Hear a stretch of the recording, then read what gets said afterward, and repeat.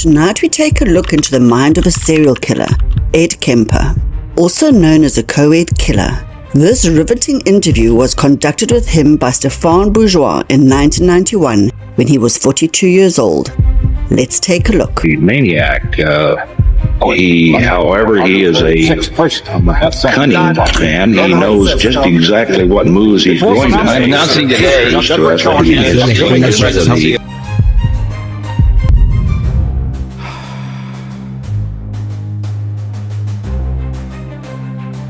Ed Kemper was detained in a mental hospital from the age of 21 for the murder of his grandparents, but was later released on the advice of psychiatrists.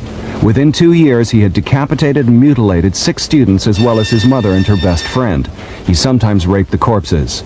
In 1973, he gave himself up, since when Ed Kemper has been detained in a reform hospital in California. Did you guys bring for me, Paul?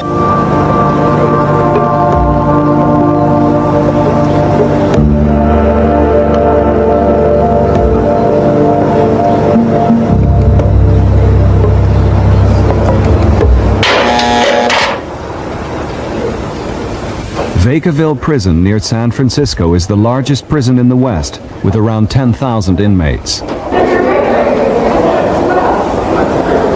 Ed Kemper teaches computer science here and takes part in a program recording literature for the blind, all of which will help him earn early remission.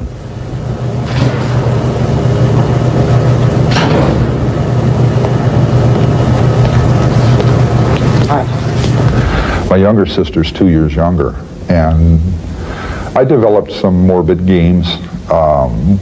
My life had started going that way at about 8. At a certain time of the evening, the family left the center room, the living room of the house. My mother and my sisters, or my sisters themselves, would go up to bed upstairs, where I used to go to bed upstairs. I had to go down to the basement, and an 8-year-old child had a tough time differentiating the reason in that. Why am I going to the basement? I'm going to hell, they're going to heaven. And what were those games that you played with your sister? Okay. Well, the one I remember someone talking about in a book was one that was playing gas chamber or electric chair or something. And we had this big old overstuffed chair up in my room. And it was not just my sister and I, it was my sister and I and a friend, close friend. We got into all these games. We got into one game where we'd roll up in a rug, and the person who would try to get out of it is just like a large throw rug. And it was, I guess, what fascinated us individually about it is it was a completely, it broke up the monotony, I guess, of what we were doing. Didn't have a lot of toys to play with. We got bored with those pretty quickly. So we looked for things to do. You roll up in the rug and you try to get out, and the other two would leave the room, and we see who could get out fastest. You know, you try to work your way out sideways or scoot out the end of it or whatever. And we went from that to being tied in this overstuffed chair with a cord or something, or pieces of sheet or sash or something. And we went through this process. I guess that's back in 1960 when Carol Chessman was executed. What were those fantasies? What were they? Yes. Possessing the severed heads of women. Men didn't turn me on. That wasn't I couldn't appreciate the appearances of a guy. That when I was young, I was about 8 or 9 years old, I went to this little come-on. It was like at a record store or something, and they had this crowd of kids there, and there was a magic show. And this guy, you've probably seen it, the fake guillotine, hand pressed, and they put the potato there, and someone puts their neck in the brace, and they slam this thing down, and the potato down below chops in two, but the person's head doesn't fall off, right? And everybody gets very fascinated by that. Oh my God. And then when he puts the blade in place and he pushes it down, it goes through that neck hole. But it never chops anybody's head off. Okay, so he wanted to volunteer I'm not standing in this crowd watching this show. And he wanted to volunteer out of the audience. And some quite beautiful little 16-year-old girl gets up there and this big laugh and, you know, all giddy and stuff. And I started getting caught up in this. I said, wow. Right at that moment, I departed reality because logically, I should have been able to ascertain that that could not happen. You're not going to get away with chopping somebody's head off in the middle of in the middle of Helena, Montana, the capital city. But the concept of it was so raw and it was titillating. I says, wow, gee, I gotta watch this. And he had her girlfriend come over and put her hands there to catch her head so it wouldn't fall in the basket, you know. And he was making jokes about this. I got caught up in this interplay between normal concerns. You don't want to get a bump on her head. Well, hey, if you're chopping her head off, it doesn't matter, right? And this is catching in my mind somehow, and I'm saying, wow. The first time, okay? The two girls were killed around 6 p.m. By 11 the next morning, they are both completely gone out of my life, physically. All right, that's not even 24 hours. The third murder, which is the second incident, okay? I'm in the middle of trying to get my record sealed, right? Thursday night, I killed her. I took off Friday. I didn't go to work. I called in sick, took CTO, all right? Dismembered her body, got rid of her body, but kept her head and her hands because they're identifiable. They're highly identifiable. I kept those at the apartment, okay? That Friday night, Thursday night, I took her. Friday morning, she was dismembered. Friday night, she was disposed of, right? Saturday morning, I left, right? And I wasn't satisfied that I took the head along in the hands, but I couldn't put them someplace that could be sure they wouldn't be dug up by an animal or just be somewhere. It's scary going out there trying to bury somebody or dispose of body parts in a community or out even in the boonies where you don't know where you're at and who can come up at any moment. I had some real close calls there where people would come out of nowhere. And if a body's found and they remember this beige-looking car sitting there the night, that's evidence. So it was very, very hard to get rid of this stuff. So anyway, Saturday morning I went to see the psychiatrist in Fresno. Saturday afternoon I saw the other one. Saturday evening I'm with my fiancée and her family over in Turlock. Sunday night I come back to my apartment. He's rolling. Could you tell us how long you've been in prison? Excuse me. This month is 18 years that I've actually been in prison. What were you convicted of? 8 counts of first-degree murder. What was your sentence? 7 years to life. CC, that's called concurrent. It means all the sentences run at the same time. 2 years before you committed the crimes, I think you traveled quite a lot on the freeways at night or picking up hitchhikers. During the day. During the day? Yeah. I traveled a lot because I'd been locked up for 5.5 years. I'd never had a license. Well, I'd just gotten a license when I got locked up the first time, a Montana license. And so I was free. The driving around was a way to exhibit that freedom, to demonstrate it, to get the cobwebs out of me. When I first got out, I loved to drive. I always did love as a kid to drive. I started driving when I was 10 or 12 years old. But I got a license when I was 15 up in Montana, and then I got locked up, and then here in California, and I got out, got a license, and I just started driving. And that was my main hobby, I'd say. And I saw a lot of people out hitchhiking, and I didn't select girls to pick up. I picked up anybody who wanted a ride. And over that whole 3-year period, it was the same way. If someone needed a ride, I picked them up, unless specifically I was looking for someone to do in. The crimes it goes from May to September. May 7th, Sunday, to Thursday, September 14th. Then it hops over to January, right? And then to February. It's speeding up. It's coming to a head. It's getting to where it wasn't a cyclical thing, but it was coming to where it was coming more often. And something I didn't tell a whole lot of people, I guess I did tell in one interview, shortly before it all ended, I drove up to the Bay Area, and I was living there. I was up in Alameda. But I was living with my mother in Santa Cruz and commuting because I had to work up there, and I stayed with a friend. I went out to Berkeley, and I drove Ashby Avenue, one of the places I used to drive, looking for co-eds. And I drove from Highway 80 up Ashby Avenue to Highway 13. The first 2 co-eds I killed were on Ashby Avenue. They were 5'2", slight of figure, you know, we call petite. And one's black hair, one's blonde hair, okay? And I'm driving the opposite direction up Ashby Avenue. It's a year later. I'm seeing if I can maintain. I'm not hunting. I'm out seeing if I can maintain. I have a weapon in the car. I have everything else fitting the situation. I'm seeing if I can maintain. If I can just let go of it and maintain and marry this young lady and go on. I go driving up there, and here's these two young ladies, 5'2". One's got blonde hair, one's got black hair. They're in granny dresses, and I'm having shit fits because it's like deja vu. And oh my God, I acted in a way that they wouldn't be paranoid because I'm a young man by myself in this car. I diffused the situation as I drove up. I'd gotten practice at that. All that driving around, it wasn't rehearsing. I made a game out of driving around, picking people up, and later on I discerned that some people wouldn't get in my car because of the situation. I'm a young man by myself. It's unsafe. So I thought, well, gee, that kind of put me off. I'm not doing anything to anybody, so I want to see if I can change that situation where they'll want to get in and I can take them where they're going. Because I know I'm not going to do anything.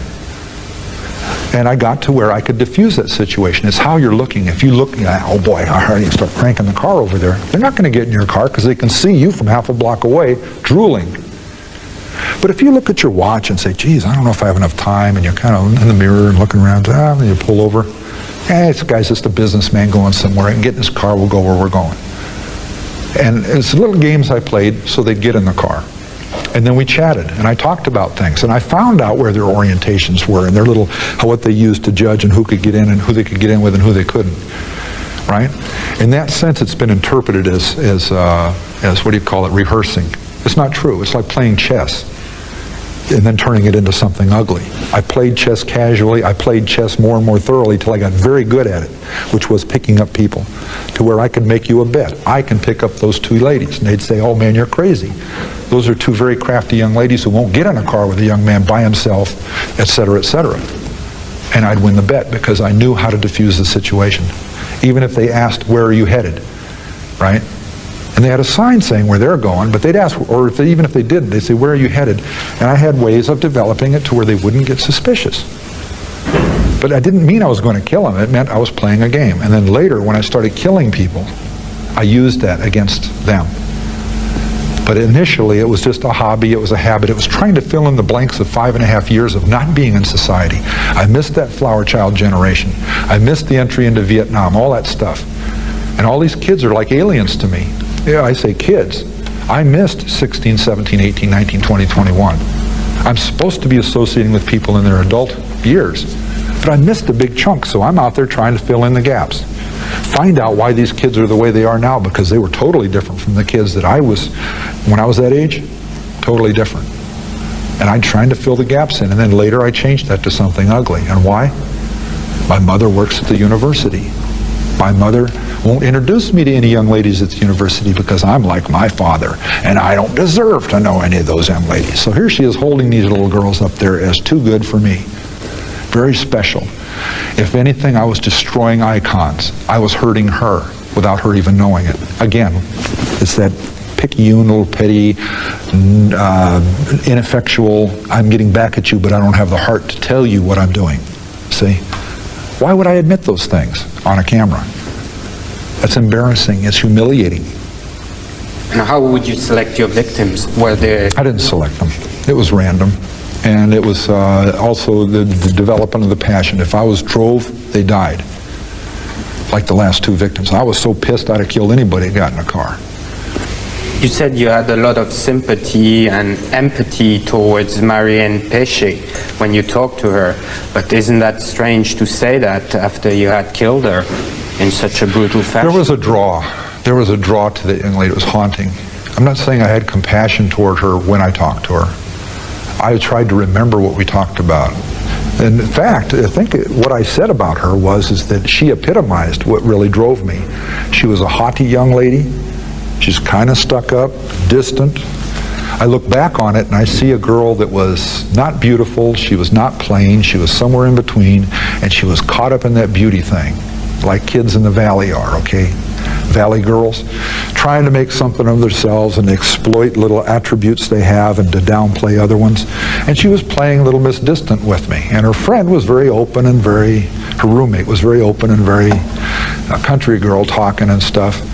And it's sad because the Pesh was Marianne was the expert at hitchhiking. She had been half her life in Europe. She'd hitchhiked around Europe. She'd done it in the United States. She was good at it. She didn't want to get in the car. The other girl, Anita Lucchesa, wasn't a hitchhiker. She'd been raised by her family, don't do things like that, that's totally out of line, and her friend talked her into it. And once she got into it and she saw how much fun it was, and they meet the different people and they talk with people, that by the time they're leaving Berkeley, right, it's all about who gets the front seat and who gets the back seat. So she opened the door and asked where I was headed. I mean, it says Stanford right on the sign they were holding up. And I said, I'm going to Palo Alto, I can drop you off. Oh, great. And she jumps in, grabs her stuff, jumps in, opens the back seat up for her friend, who's standing there looking at me long and serious about whether or not, because I could tell at the time, she knows better than to get in. Single adult, it's a coupe instead of a four-door car, so she cannot get out other than through the front seat. So that's all the warning signs of not getting in with a single, in that kind of a situation. All of the things were wrong about it. But when I drove up, I pulled that little stunt of looking at my watch. Do I have time to pick them up? And you wouldn't believe how much effect that kind of thing has. And when she kept staring at me and looking for something wrong in my eyes, I gave this look back like, I don't understand. Why are you looking at me like this? I gave her that back, and she says, oh, this guy's a dork. He's innocent as hell. She gets in. Okay, we're driving along, and I'm looking at this young lady in the rearview mirror. And I look back at it years later, and I'm saying, she kept looking me back, too, right in the eyeballs. I'm wearing dark glasses, but they're not totally dark. And I'm realizing now that she could see me looking at her, and she was looking right back at me. And instead of saying something to me like, what are you looking at? Or, hey, maybe you ought to drop us off or something like that, she just kept looking back at me. And I'm looking at her, and she keeps looking at me. And I'm thinking she's playing this little game. It's not really teasing, so to speak. It's just this little psychological game back and forth that men and women do sometimes. The young girl in the front, Anita, was at one point in the driving, and I'm sure they were doing little looks at each other and little comments that I didn't pick up because I'm driving and looking for places to go. That somewhere in that communication, she gave me this sexy little look, like, oh boy, you're a pretty good-looking guy, da-da-da. And I smiled back at her, but not this hungry, I'd like to get down with you kind of thing. It was just I smiled back at her, and I saw it for what it was. It's an 18-year-old girl that's feeling her oats. She's not doing anything wrong. It's sad and it's real pathetic. But some of this stuff I was getting real caught up in this girl in the back seat. She was, to me, at that point, she was really beautiful. She had the most incredible blue eyes, right? She had this really shiny black hair that was turning me on. And I was getting drove because I just kept playing this game of picking people up and, the titillating little fantasies. And I says, geez, I keep walking away from that. And I put myself down as being weak for not being able to do something about that. Right? So I kept driving on myself saying, I got to do something about this.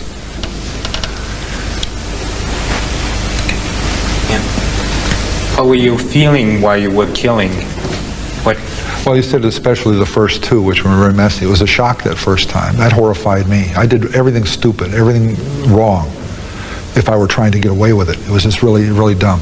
The knife I fell back on, that was a fallback position. I was trying to smother her. That didn't work.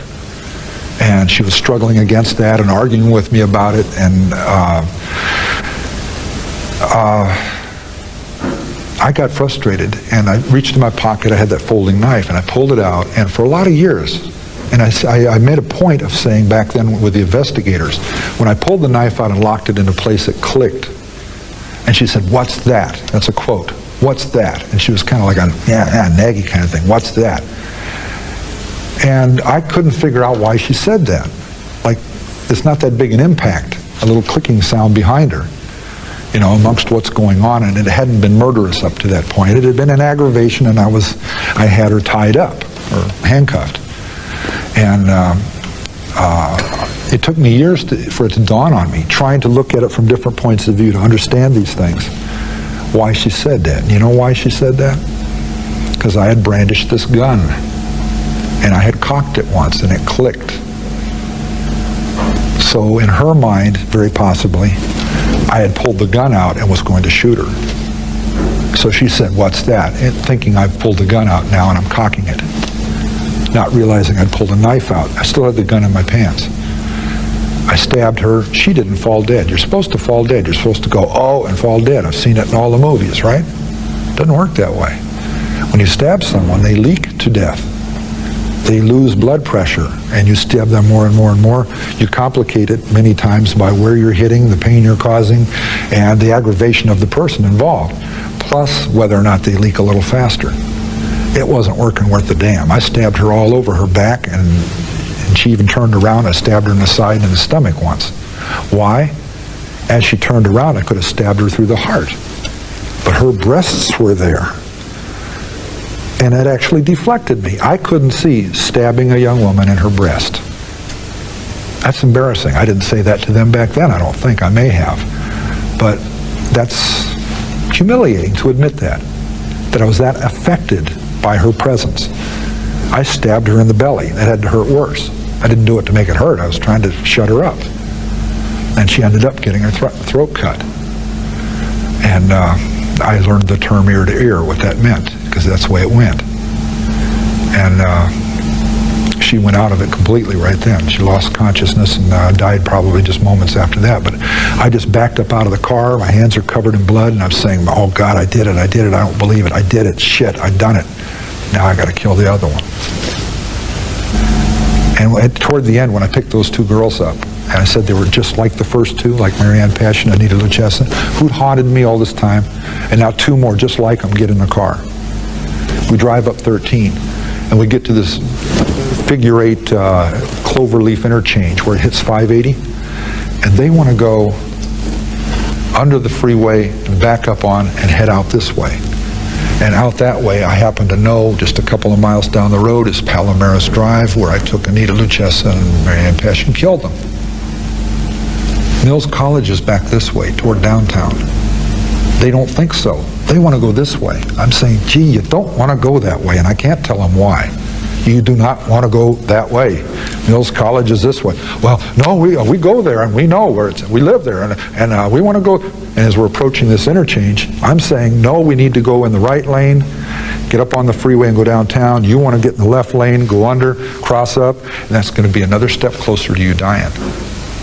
Because even if I don't go all the way out to Palomares Road, up 580, if I stop where it starts to go out in the country and I get back on the freeway, that's where I used to work on the highways. That's one of the places where it's a cul-de-sac. You drive down there, it's a very quiet street, comes down up onto the freeway very sharply, and they're dead. If these urges take over. And if I go that way, it's not encouraging me to stop. It's testing beyond where I want to test. We've already gone beyond that by them getting in the car because, geez, it's just like those first two. I was actually scared to death. I was going to kill him. And by that point, I had killed all of the co-eds. It was 2 months after the last two. And I'm seeing if I can pull out of it, like drinking or something or smoking. And at the point where we're bickering, if they'd started shrieking or banging on the windows, I'm busted. They're going to pull me over, someone's going to call a cop or something, and they're going to get me and probably bust me on these other cases on a fluke. And I'm trying to save their lives. I don't want them going that way because I know Mills College is this other way. They get scared shitless. And, oh my God, we shouldn't have gotten this guy's car, and they're getting all puckered up and I said, just bear with me, be patient. If I'm wrong, we'll get on the turnoff, we'll go right back around, we'll take you out your way. But I know it's the next turnoff or the one past it this way, downtown. Trust me, please.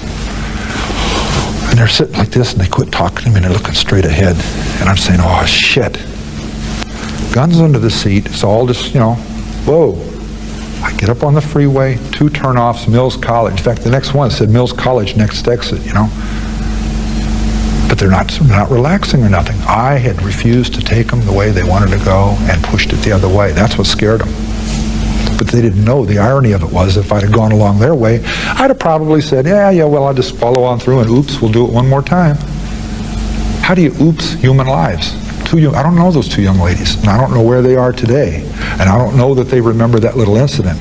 But when I drove them to Mills College, inside of Mills College, to their college entrance, right to the building, to the dormitory, and they got out of that car and flew up those stairs. never even looked back. I'll bet they quit hitchhiking quite so casually after that. But you know what? I don't think they know to this day how close that came. And the irony of it is, just to shut them up and not have them freak out, I could have gone the other way. But by that time, then we're going back up that groove of what I had done already and what I was familiar with. See what I'm saying? And that day, I knew I could not stop doing it. I knew I had no control over it. I had just minimal controls. But mainly, I could not stop it. It was going to happen again. And between that weekend day, it was a Saturday or a Sunday, I think it was a Sunday, between that Sunday and the next Saturday, all that week I was working, I built an image in my head: my mother's going to die. I'm going to kill her, and I am going to go to it with the police, and we're going to hold court in the street, and they're going to pound me in the ground, and they can fill in the blanks because I don't want to be around to explain it. All that week, it was a conviction that just got deeper and deeper in me. I got more and more morose. I got less and less talkative at work. I got more somber about what I was doing, because almost every minute of every day, I knew that's what that next weekend held. That was Easter weekend, right? Worked half a day Friday, went back to Santa Cruz Friday afternoon, was drinking Friday night, fell asleep before my mother came home, woke up after she came home. And the last words we had were an argument, right? I walked into her bedroom to chat with her. In the back of my mind, I'm not going to try and blame her for dying. I'm just saying, in the back of my mind, I was hoping she could say something, or I'd say something that could stop all of this shit. A little childish hope in the back of my mind that she'd say something and I'd play it off. But you still went with a hammer. Wait a minute. You're wiping out the moment here. I went in there hoping I could stop this stuff in the back of my head. I'm not planning on it. I'm just a little hope. And the first thing out of her mouth was, she's reading this book and she just flaps it down on herself and says, "Oh my God, I suppose now you want to stay up all night and talk." That was one of her favorite peeves, when I come in late at night and want to talk. And once in a long while, like that night, I spun on my heel and said, "Nope, good night," and walked back out. And she knew she'd hurt my feelings, and the next day we'd sit down and talk. Except I knew that we weren't going to talk. And I went back in my room and I laid down. I did not go to sleep. I laid there for 3 hours, 4 hours, till 4, 5 in the morning. A little after 5 in the morning, and walked in there with a hammer and caved in the side of her head.